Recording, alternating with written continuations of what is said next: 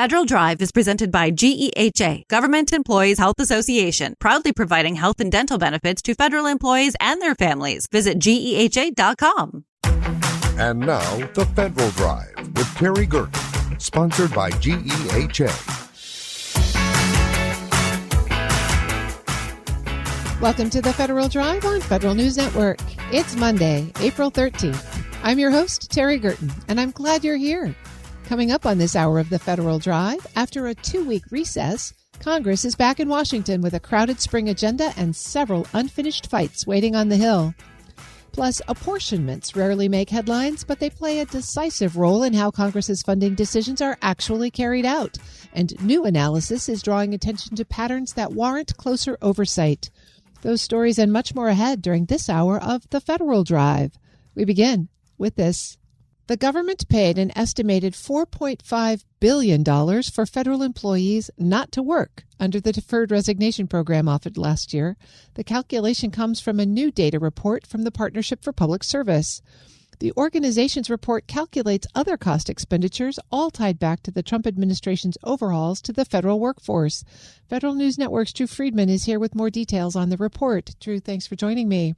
Hi, Terry. Nice to see you. Hey, refresh us, in case people might have forgotten, what the DRP was all about last year.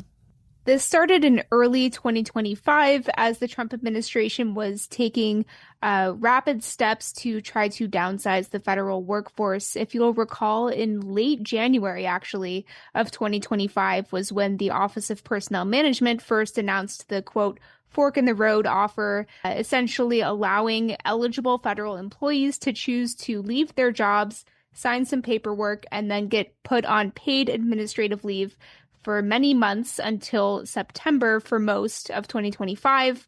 At the end of the day, an estimated 137,000 federal employees ended up opting into the deferred resignation program, either through that initial offer from OPM or later offers from their specific agencies. But the amount of time that federal employees spent on paid administrative leave varied based on what agency they worked for when they signed that separation agreement. So we never necessarily had a clear number or estimate on how much this was all costing to pay these employees not to work for those many months. At the same time, we've still seen this playing out. There's some agencies like the Interior Department are still offering new rounds for taking the DRP. There's also been a number of lawsuits that many of which are still playing out to this day.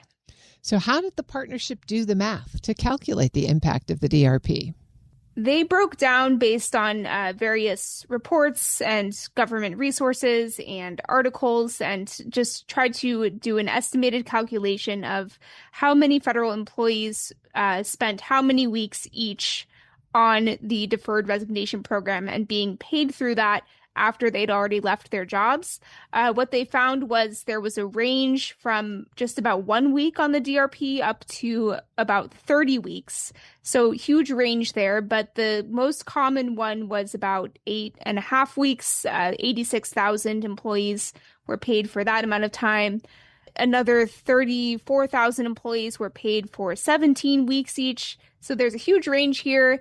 But what they did was calculate those numbers of weeks multiplied by an average weekly salary of about $2,000 for federal employees, and then tack on an additional percentage to take into account the cost of benefits. And that's essentially how they arrived at that $4.5 billion number. So it's a rough order of magnitude, but still gives us a pretty good picture of how impactful this was. Absolutely. It's not an exact science by any measure. It's certainly just an estimate here. But they said that they took, the information and the data that was available to try to get as close as they could on that calculation. And the report details the impact of some of the other programs like RIFs and reduction in probationary employees. What did they find there? There's also a number of costs associated with those. As you'll recall, in early 2025, there were firings of many probationary employees across government. Some were then either put on paid administrative leave or brought back and rehired, either due to court orders or just agencies changing their mind. There was also a number of reductions in force or RIFs across agencies. So just a whole mash of everything going on in 2025. What the partnership found in their report is that there was about $440 or so million paid to probationary employees who were on paid administrative leave as some of those legal challenges played out in court.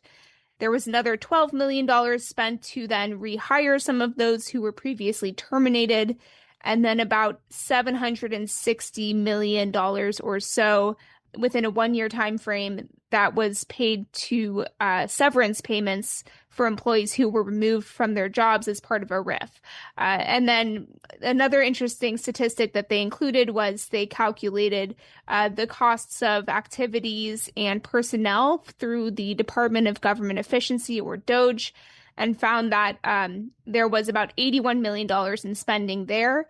While DOGE was set out to create efficiencies, according to the partnership's president and CEO, Max Stier, he says that those DOGE activities created more chaos without generating savings. And he spoke a little bit more about the organization's findings here.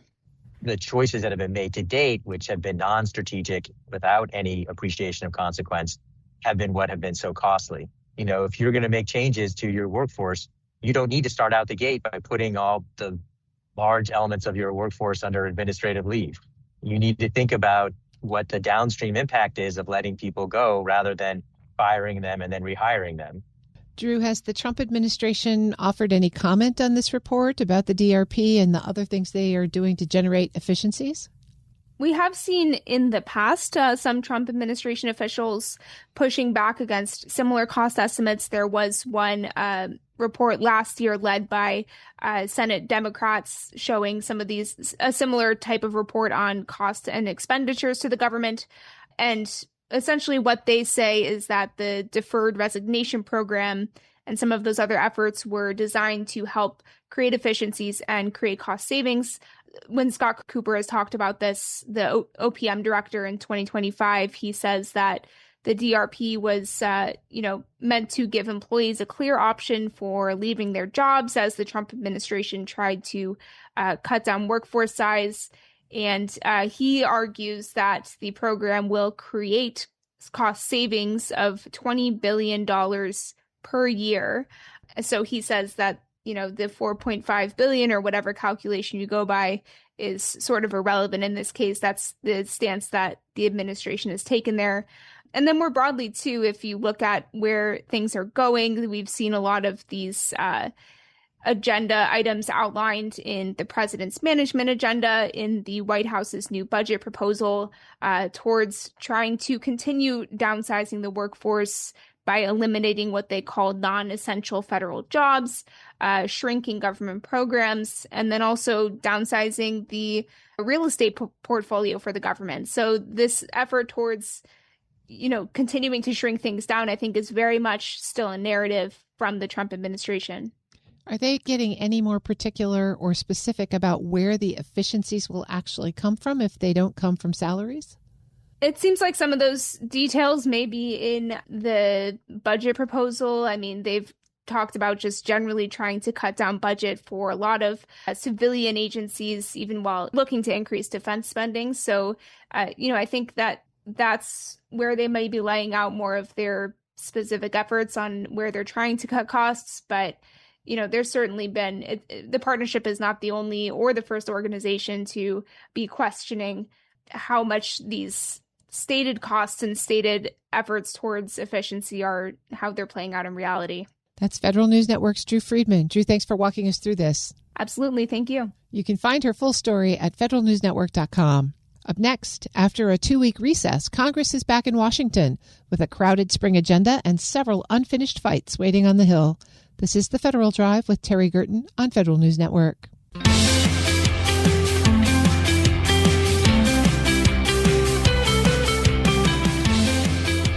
Welcome back to the Federal Drive with Terry Gerton on Federal News Network. Lawmakers returned to Capitol Hill this week, facing pressure to move stalled legislation, navigate internal party tensions, and make progress on must-pass items before the calendar tightens further. We'll walk through what's realistically at the top of Congress's agenda now that members are back in town with Lauren Duggan from Bloomberg Government. Lauren, thanks so much for joining me today. Thanks for having me. All right, Congress is back in town this week, but before we start with their new work, let's just refresh our memory. What's happened over the last 2 weeks when they were in recess, but apparently not really gone? Fiscal matters were certainly top of mind because they got the president's budget request. They weren't all here to read it, of course, but they've been digesting that. And they've made maybe some progress on funding the Homeland Security Department, getting that fully open, making sure that everybody can come back to work and get paid. But they still have to finish that work once they return, because while the Senate took the steps it needed to get that back to the House still needs to do its part to get that legislation to the president's desk. So just walk us through again what those provisions are as they currently set for funding DHS. So the idea now is that what the Senate passed before recess and then passed again by rejecting the House's counter is to fund everything for the rest of the year for DHS except for Immigrations and Customs Enforcement and the Border Patrol. The idea is there would be a second track moving where those two agencies could be funded, possibly using budget reconciliation, which those are going to be two buzzwords we hear a lot in the coming weeks.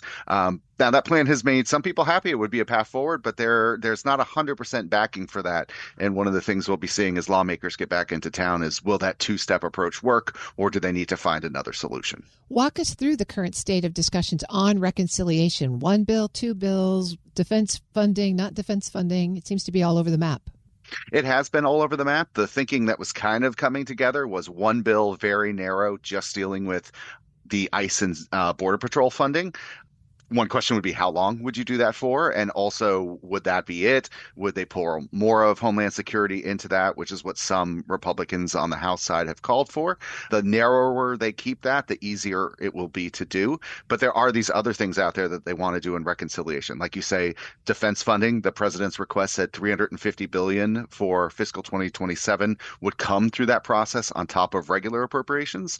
Then you have talk about provisions about fraud and government programs, maybe giving some money to then earn money as you tackle fraud in different government programs. And then there are some who want to use this to advance parts of the Save America Act, that voter ID legislation that was on the Senate floor for quite a bit of time before they left, although there's some challenges there just with the way the budget reconciliation process works. And of course, once you open up a bill like this, a lot of other people are going to come and say, I want this, I want that. Can't you just stick this in here while you're doing it?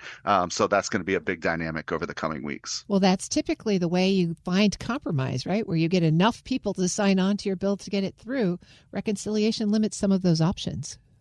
It does. It has to have a nexus in the budget. It has to have a fiscal impact. If it doesn't, it's not going to be eligible. You can get creative and write provisions, giving some money and putting conditions on it, but it's a very narrow path. The Senate parliamentarian has ruled many things out of order over the years because they don't comply with that. So they will play a key role here. But the whole reason for this is you don't need the 60-vote supermajority in the Senate. You can do it with 50 as long as you can push through and survive the vote-a-ramas of late night vote after vote after vote.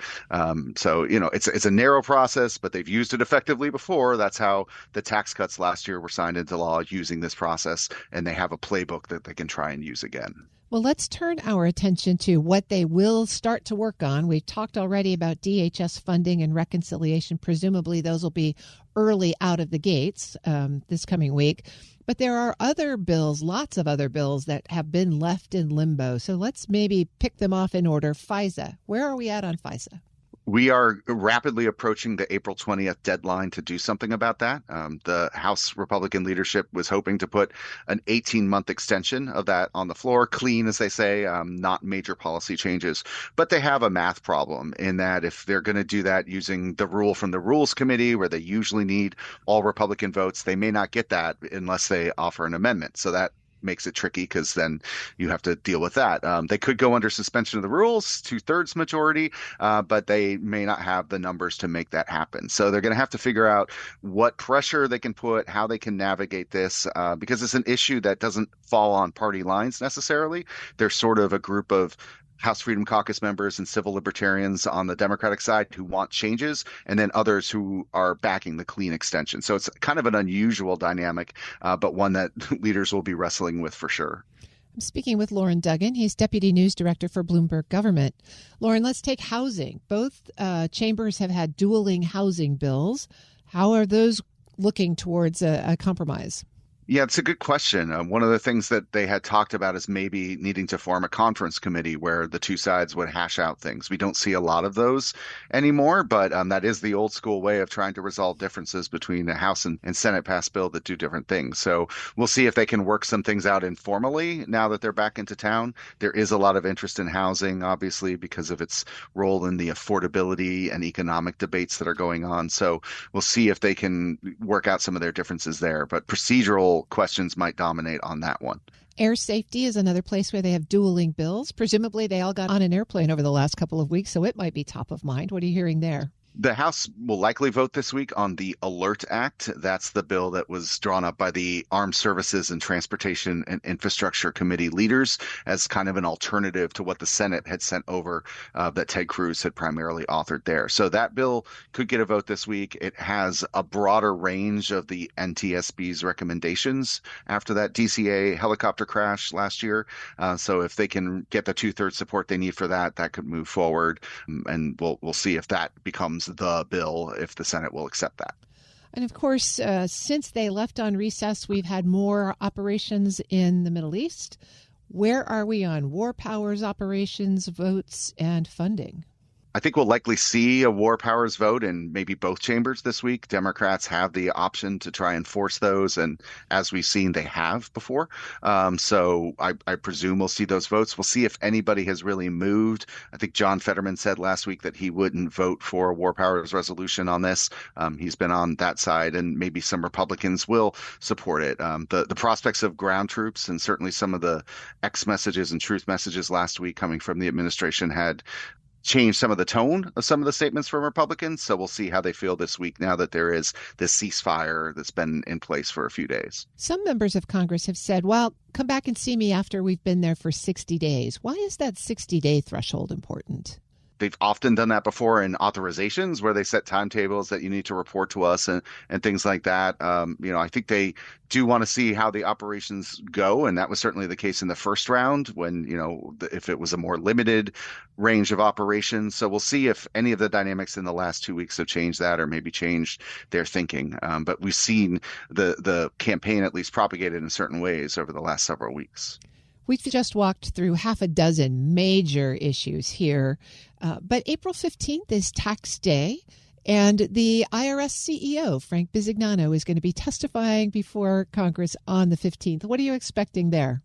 Certainly a lot of questions about how the tax season has gone. They had the One Big Beautiful Bill Act last year, or what Republicans call the Working Families Tax Cut. And I'm sure they'd love to be able to get some messages out there about what the refunds were like, how well the tax season had gone, things like that. But he'll probably get questions, too, about how the IRS is faring after DOGE last year and after some of the funding cuts that the agency had and what's going to happen going forward, because not everyone files their taxes by April 15th. People who are getting extensions or who are going through audit processes have a lot to go ahead of them as well. So I would expect a robust back and forth there with people interested in what he has to say. One more thing to watch as we look at the coming week. Budget hearings are starting. We talked at the open. The president sent this up, and now cabinet secretaries will be making the journey. We'll be seeing a lot this week and in the weeks to come. So that'll be a very interesting highlight. I've been speaking with Lauren Duggan. He's Deputy News Director for Bloomberg Government. Lauren, thanks for giving us the roadmap for all of this work ahead. Thank you. We'll post this interview at federalnewsnetwork.com/Federal Drive. Subscribe to the Federal Drive wherever you get your podcasts. Still to come, artificial intelligence may offer federal financial managers something they've long lacked: real visibility across programs and payments. But first, apportionments rarely make headlines, but they play a decisive role in how Congress's funding decisions are actually carried out. New analysis is drawing attention to patterns that warrant closer oversight. You're listening to The Federal Drive with Terry Gerton on Federal News Network.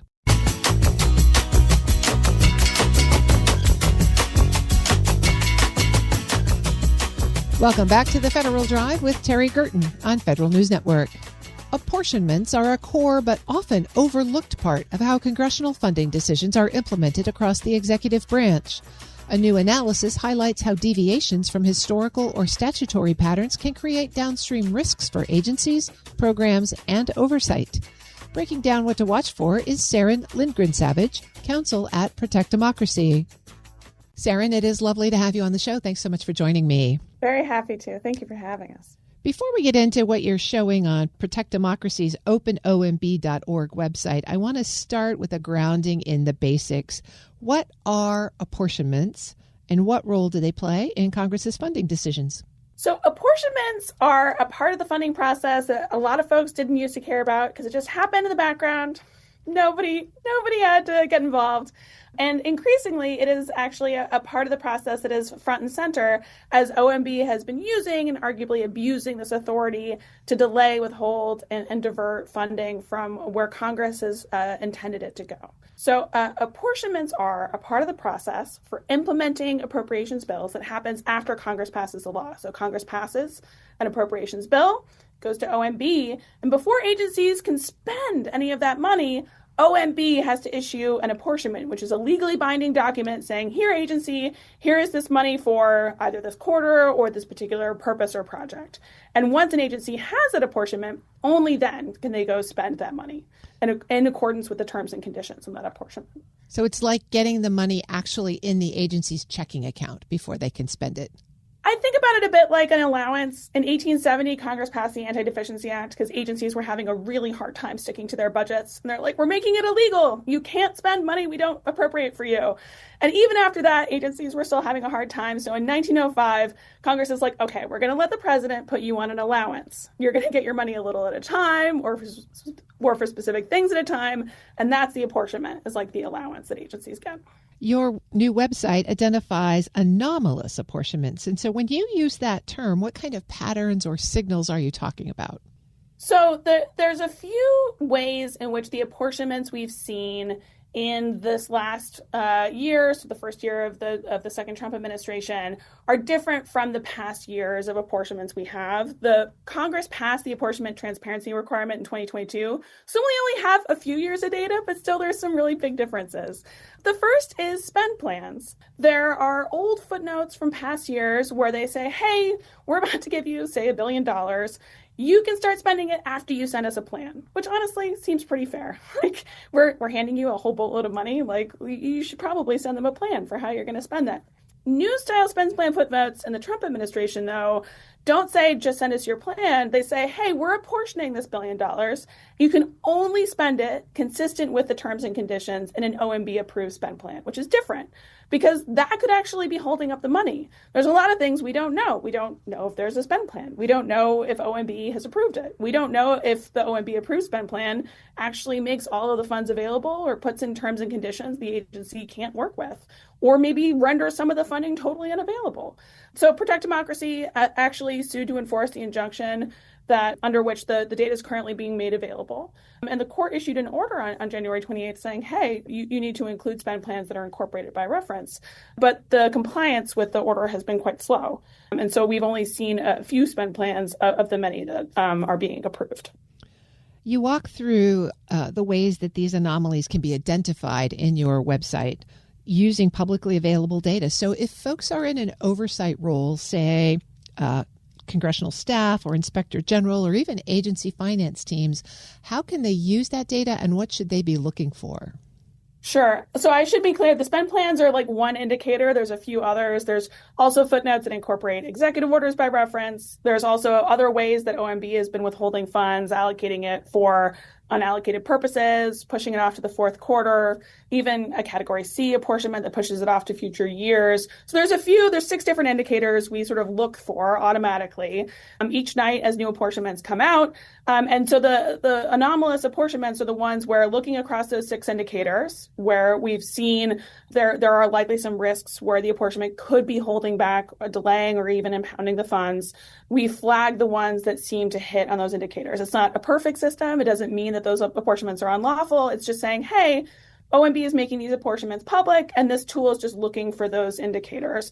And so if you go to our site, flagging anomalous apportionments at protectdemocracy.org, you can actually check to see if your agency or your program is on the site. You can check to see if a program that you care about or an agency that you're tracking funds for is actually seeing its funds upheld. So you can also see trends.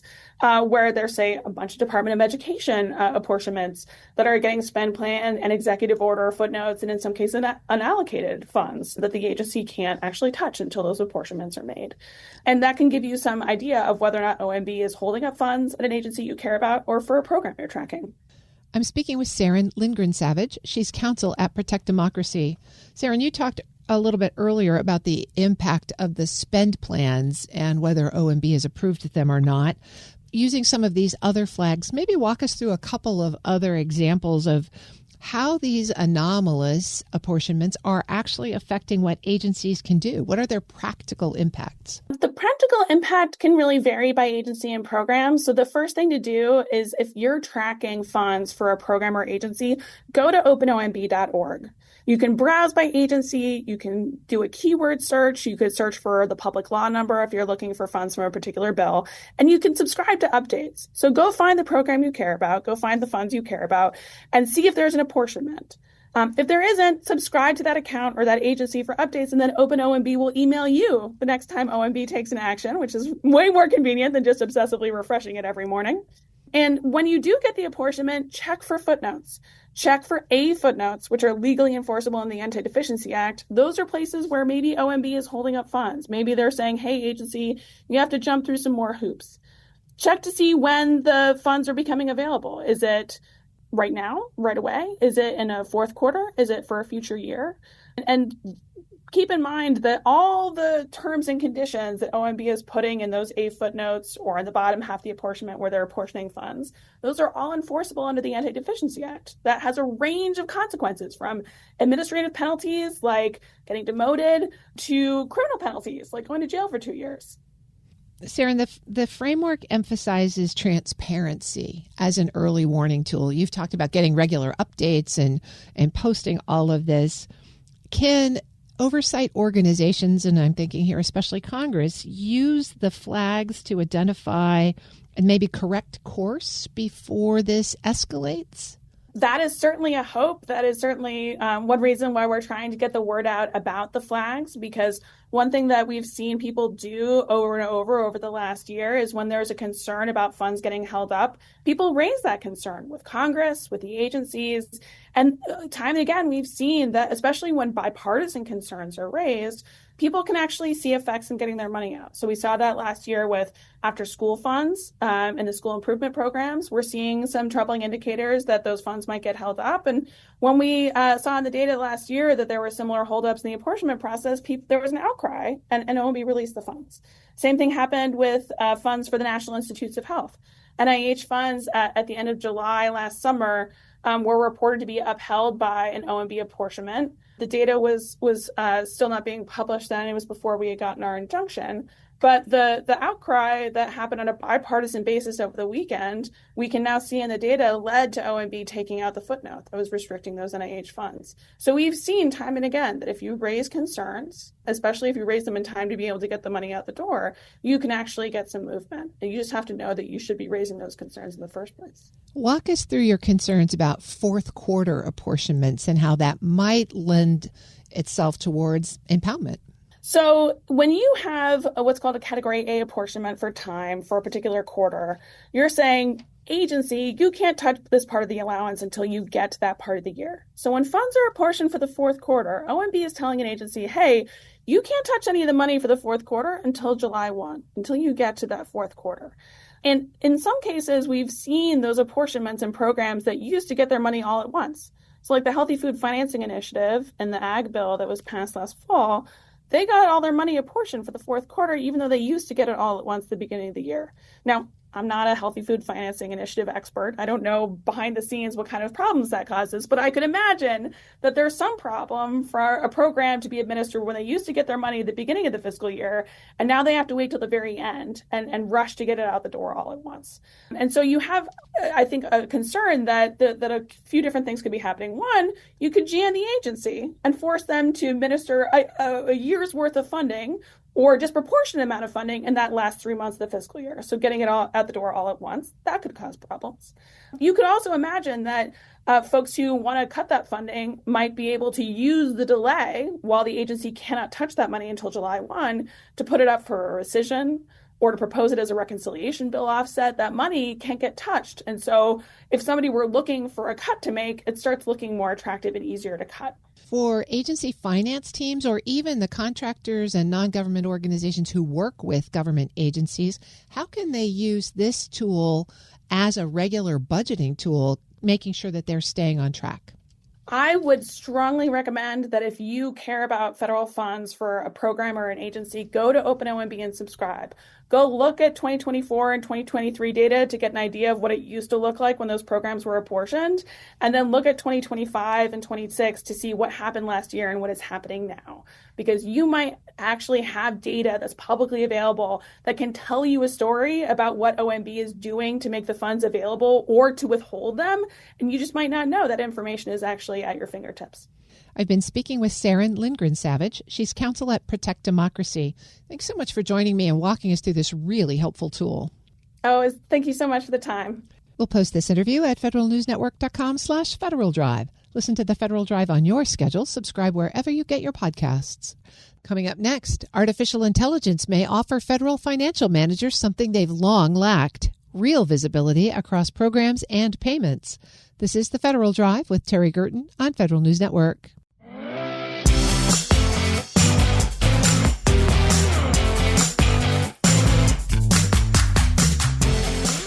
Welcome back to the Federal Drive with Terry Gerton on Federal News Network. Instead of another system overhaul, a new report from the IBM Center for the Business of Government zeroes in on how metadata and AI can illuminate relationships across federal financial operations. That added visibility, the research argues, could help agencies spot improper payments and fraud much earlier in the process. Here to walk us through the key insights is Executive Director of the IBM Center, Dan Chennick. Dan, it's great to have you on the show. Thanks for joining me. Great to be here, Terry. You've got a new report out, and it deals with federal financial oversight. What are the core issues you were trying to address with this report?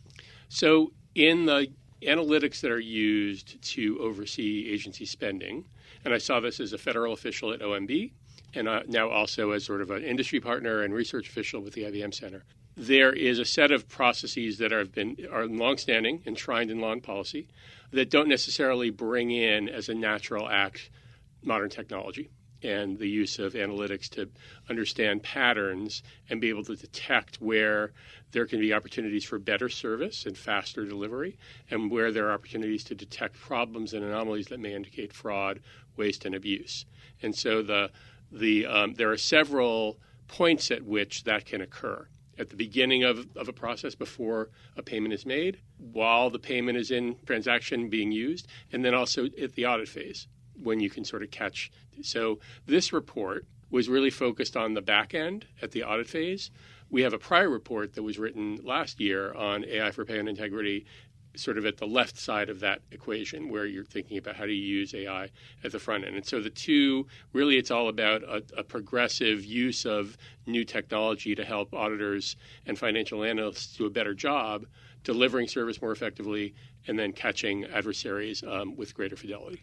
So there are a lot of audit tools and oversight practices that already exist, at least on paper or in theory. What does your research say about where those current processes actually fall short in practice?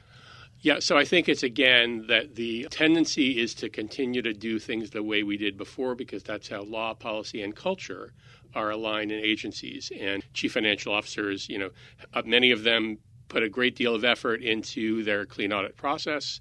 And one of the things that this researcher, Irakli Petriashvili from the University of Georgia, discovered was that there's a lot of metadata around audits that aren't necessarily used in audits to understand, all right, is there still activity going on that could be an indicator of fraud, waste, or abuse? And then how do we use that metadata and then apply some machine learning and artificial intelligence to it to analyze that and to determine where those problems might be?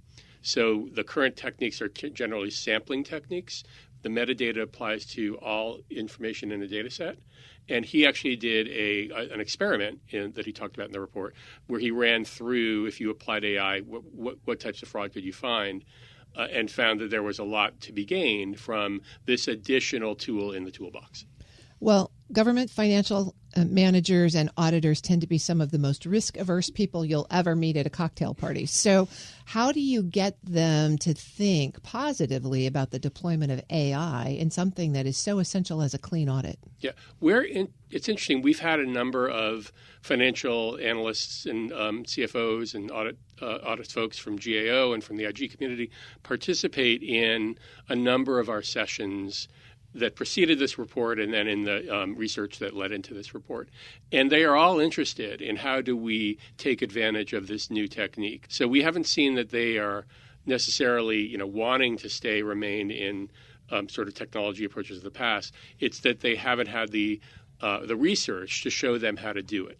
And that's this report, the prior reports, some of the roundtables we've done, some of the work the GAO is driving on this, really important, some of the work that Linda Miller and her organization, the Program Integrity Alliance, is doing. So there's, I think, a recognition across the financial management community that the opportunity is now here to bring in these modern technologies and drive better results than they could have had before. You mentioned up front that this community is governed both by practice and rules, but also by culture. Are there changes to practice, rules, audit standards that would have to be made in order to encourage the adoption of AI for this purpose? So I think that you could adopt AI and machine learning and use metadata at all stages of the financial management process before a payment is made, as the payment is being processed, and then at the audit phase today.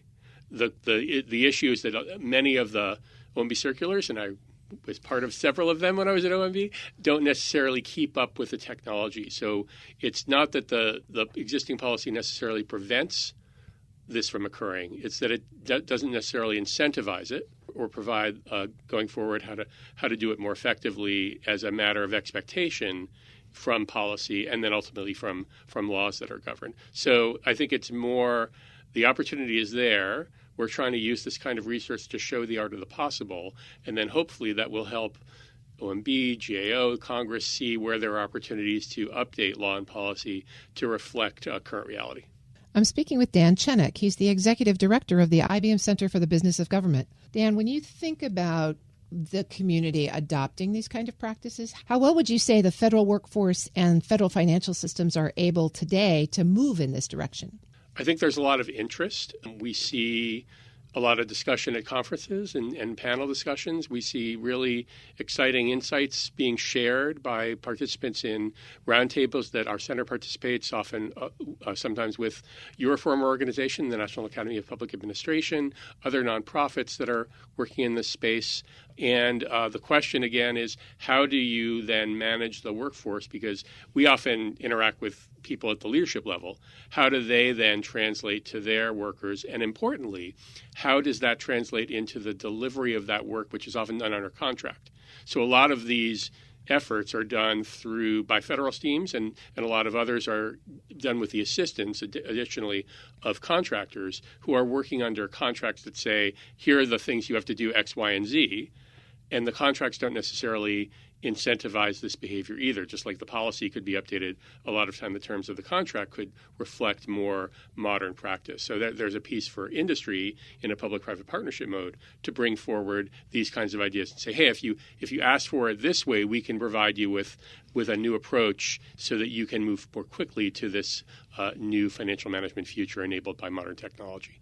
Is there a technology investment that would go along with that to make it a more seamless process? So that's where you see a lot of sort of government modernization, some of the work that's done being talked about now, including last week's memorandum from OMB on CIO authorities under the Federal Information Technology Acquisition Reform Act, FITARA, to try to enable more modernization to occur. So there's, if you think from a technology perspective, there's the government platforms that are sort of the infrastructure.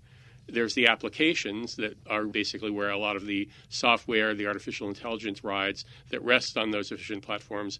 And then there's the data that are kind of made clearer to analysts. And by the way, also enable the public to have a better experience. So we've been talking a lot about how do you catch adversaries. A lot of this technology can also ensure that benefits go more quickly to the right people because the vast majority of citizens, businesses, state and local governments are trying to do the right thing. They don't always have perfect information. They don't always understand exactly what their obligations are. And so all of this can, in addition to helping the workforce deliver a program, help deliver a better experience with better results for the public. Well, the president has now stood up his anti-fraud task force led by the vice president. It feels like this would be a key piece of things that they might look at. How are you hoping that they pick up the recommendations in this report? So we're looking across the board at all of the elements of government, the task force, members of the task force, the Chief Financial Officers Council, the Council of Inspectors General, Government Accountability Office, Hill staff, nonprofits who work. There's an ecosystem, and the question is, how do we best kind of work together to move the government forward? Because I think it's hard for any one enterprise or initiative to make the kind of scale change that we're talking about to reach these kinds of goals and outcomes. And so, yes, I think that's a really important new driving force, and hopefully it will have an impact across the ecosystem to try to pick up and lift all boats toward this better future. So coming back to the practitioner community, you said that some of this they can do without changes to the rules or laws or audit statutes. What would you hope folks might take on today that would move them in this direction? So we'd recommend experimenting. The report has an example of an audit process where if you applied AI and machine learning to some metadata, you could identify additional areas where despite efforts to reduce fraud during the process, it still exists. So do a pilot there, learn, take some of the recommendations from this report or elsewhere, put them into practice, and then also focus on the left side of that equation again, sort of use AI at the point of payment and before to understand who's applying for a benefit. Let's make sure that we're getting the right money to those people. Let's use these types of machine learning approaches to identify processes and bottlenecks. There's been a lot of progress in this arena in a number of benefit programs, including at VA, at DHA and the Defense Health Affairs, even in some health agencies on the civilian side like CMS, and even for tax modernization in terms of applications. So there's a lot of different examples where agencies have really get great credit for starting these kinds of pilots. And then the question is, how do you scale into production operation? I've been speaking with Dan Chennick. He's the Executive Director of the IBM Center for the Business of Government. Dan, thanks so much for sharing the report with us today. Thank you, Terry. Appreciate it. We'll post this interview and a link to the report at federalnewsnetwork.com/Federal Drive. Subscribe to the Federal Drive wherever you get your podcasts. Agencies have long struggled to manage so-called Controlled Unclassified Information, or CUI. Now, artificial intelligence is posing new and urgent challenges to how agencies handle, share, and protect that sensitive information. But federal executives also see opportunities to use AI to modernize their approach to CUI. For more, Federal News Network's Justin Doubleday joins me now. Justin, thanks for being here. Good to be with you, Terry.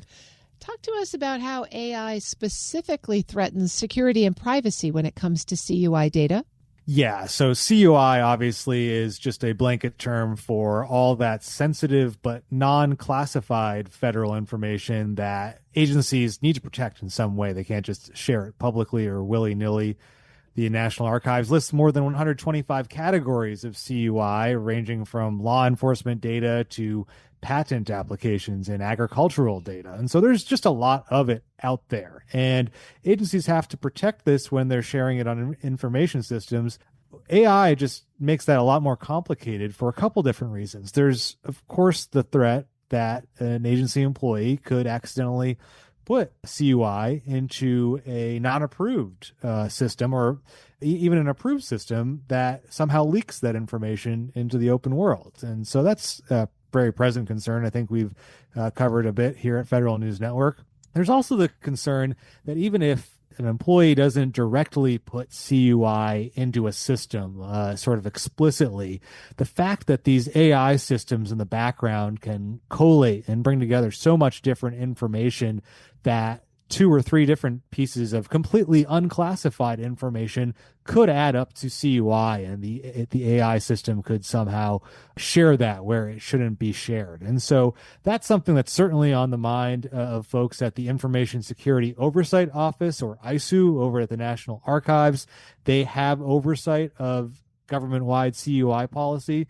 Michael Thomas is the director there, and he spoke a little bit about this issue that AI poses.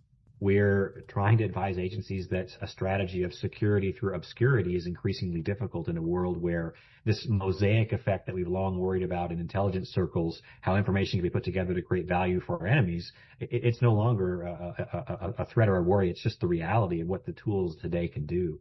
And then we realize that unclassified information is being extensively targeted for just these reasons. Justin, what is the Information Security Oversight Office, or ISOO as you called them, doing to help agencies address these kinds of challenges with AI and CUI?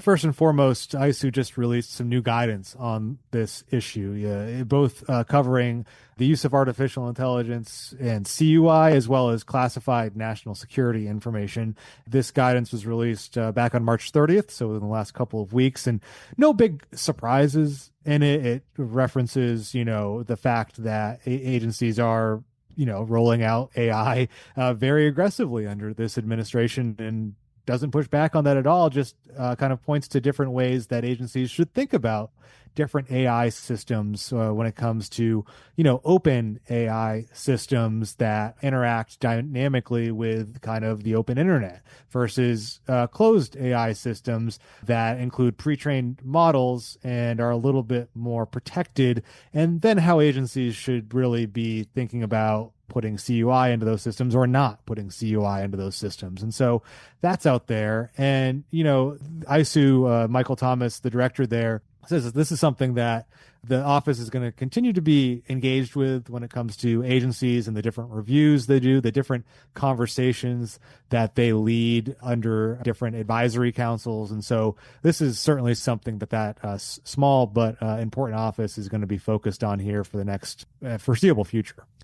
I imagine most folks don't have any trouble imagining the threats that we're speaking of here, but does ISO see any opportunities for AI to actually improve CUI management? Is there an upside?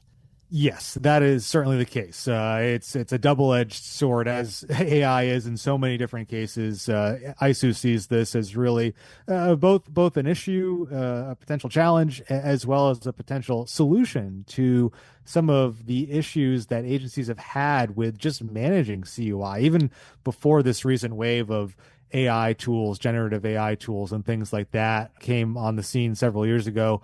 Agencies had just struggled with the fact that they were creating so much CUI, so much data in their IT systems, and then figuring out how to share that properly, how to mark it properly.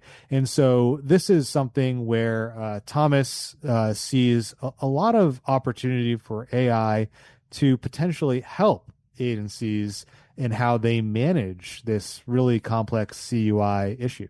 With these tools, I think much of the friction that people experience right now in managing CUI, much of the why it isn't working, can be removed if these tools are well implemented. A lot of the things that create points of resistance will become more automated in the process of gathering information. There's a lot of different use cases across agencies, but this is the sort of the double-edged sword of these tools, is that they're going to require some front-end thinking to make them work properly. But once they do, they're going to open up a lot of opportunity to get past some of the enduring challenges that we've had with these programs.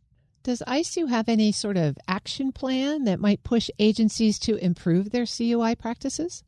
Well, ISOO does annual reports, as every good government office does. They have annual reports that kind of summarize some of those challenges.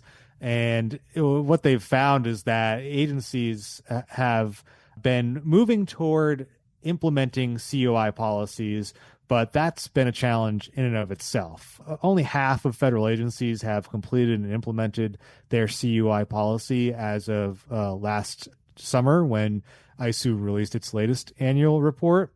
And 3/4 of agencies have just begun acquiring the funding and resources needed to fully implement those programs. And so there's just an implementation challenge here when it comes to how agencies manage CUI and policy in the first place. But what ISOO plans to do this year, Thomas said, is actually do, instead of just kind of rounding up agency self-reported data, actually going in and doing reviews of agency CUI programs as part of the inspections that the office does of an agency's overall information program. And so, agencies can expect ISO to show up and actually start asking a lot more granular questions about their CUI programs this year under these inspection programs. That, Thomas says, could help ISOO really identify those pain points and where they can help enable agencies to better manage CUI going forward. What are some of the bigger trends that you'll be watching for in CUI policy over the course of the year? Big one for contractors specifically is a new federal acquisition regulation for CUI. This has been hanging out there for several years now in kind of a proposed form.